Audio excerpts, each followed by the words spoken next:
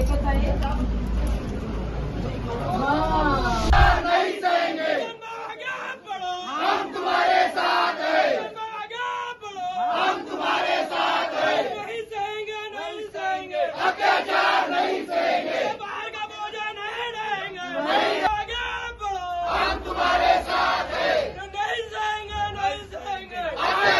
विनंती आहे सर्व कार्यकर्त्यांना मला इथं जाऊ द्यावं.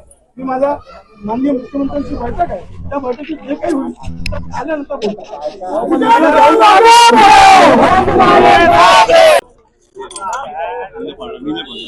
माणूस की यार आपले लोक कसे करते यार.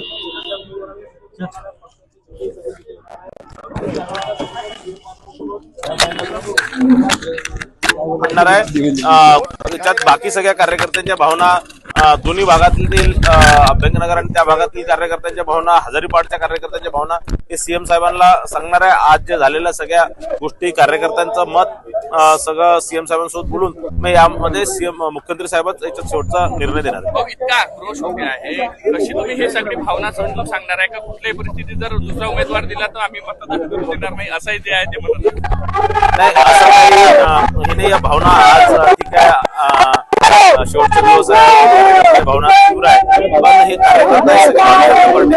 कार्यकर्ते मनोनीत नगरसेवक द्याल का त्यांना कार्यकर्त्यांचं पाहून? नाही. आता काही निर्णय असा झालेला नाही की त्याला तिकीट देणार की नाही देणार. आता आम्ही पक्ष कार्यालयात चाललो, तिथं हा निर्णय होणार आहे आणि तिथे कुणाला काय ऍडजस्ट करायचं ते तिथेच निर्णय होणार. विभागीय पक्ष निघतील माझ्यासोबतच ते येऊन राहिले. तुमची मध्यस्थ यशस्वी झालेली आहे.